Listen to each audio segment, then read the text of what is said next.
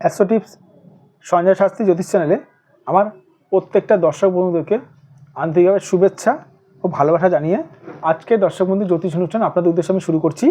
তো যারা যারা এই মুহূর্তে আমার ভিডিওটি দেখছেন তাদেরকে অনুরোধ করব আপনারা আমার এই চ্যানেলটি অবশ্যই সাবস্ক্রাইব করতে ভুলবেন না। কারণ দর্শক বন্ধু, আমার এই চ্যানেলটি যদি সাবস্ক্রাইব করেন তাহলে আপনারা কিন্তু জ্যোতিষ সংক্রান্ত বহু তথ্য, বহু ভিডিও কিন্তু আপনাদের কাছে কিন্তু অনায়াসে কিন্তু পৌঁছাবে। আর কিন্তু দর্শক বন্ধু শেয়ার করতে ভুলবেন না।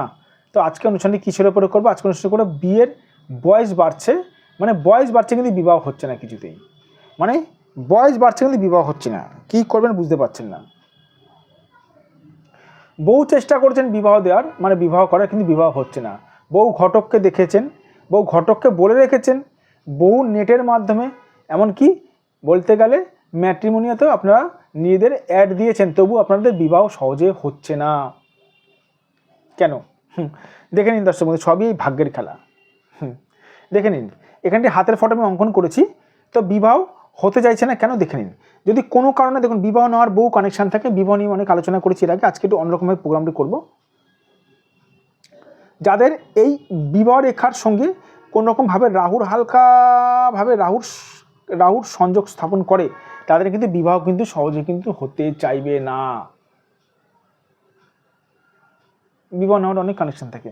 অথবা কারোর শনির সঙ্গে যদি বিবাহ রেখা যদি সংযোগ স্থাপন হয়, আর শনি যদি খারাপ থাকে, রাহু যদি খারাপ থাকে, তাহলে সেই মানুষটা কিন্তু বিবাহ কিন্তু সহজে কিন্তু হতে চাইবে না।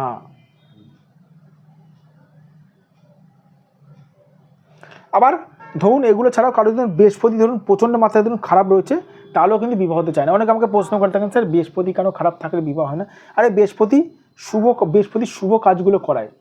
বৃহস্পতি বিবাহতে শুভ কাজ, বৃহস্পতি শুভ কাজগুলো করায়।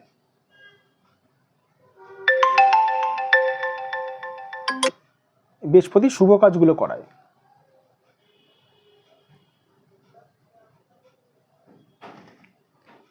এই জন্য দর্শক বন্ধু, বৃহস্পতি যাদের খারাপ থাকে এর জন্য কিন্তু বিবাহ কিন্তু সহজে কিন্তু তাদের কিন্তু হতে চাইবে না।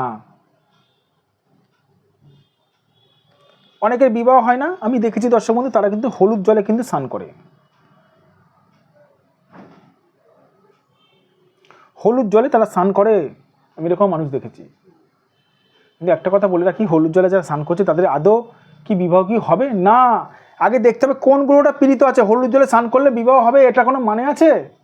আরে হলুদ জলে স্নান করলে বৃহস্পতির কাজ করে। হাতে রয়েছে রাহু খারাপ, আপনি বৃহস্পতিকে পাওয়ার দিচ্ছেন, কাজ হবে? হবে না। আপনার পেট ব্যথা হয়েছে, আপনি জ্বরের ওষুধ খাচ্ছেন, কাজ হবে? হবে না। এই জন্য বলবো, যাদের বিবাহ সহজে হচ্ছে না, যদি মনে হয় সঠিক কোনো জ্যোতিষ দ্বারা বিচার করাতে পারেন। সঠিক জ্যোতিষ, যে জ্যোতিষ আপনার ভাগ্য সংক্রান্ত বিষয়গুলো বলে দিতে পারবে, সে হচ্ছে দর্শক বন্ধু সঠিক জ্যোতিষ।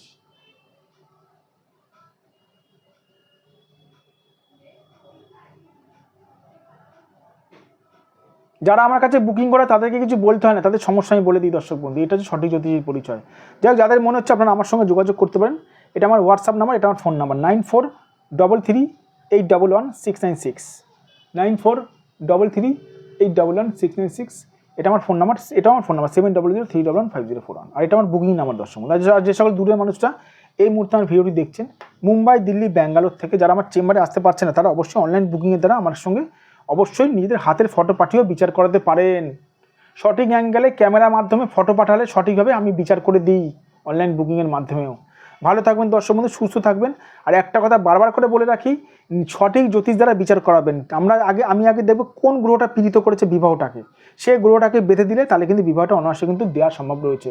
ভালো থাকবেন দর্শক বন্ধু, সুস্থ থাকবেন। আবার আমি চলে আসবো নতুন একটি ভিডিও নিয়ে।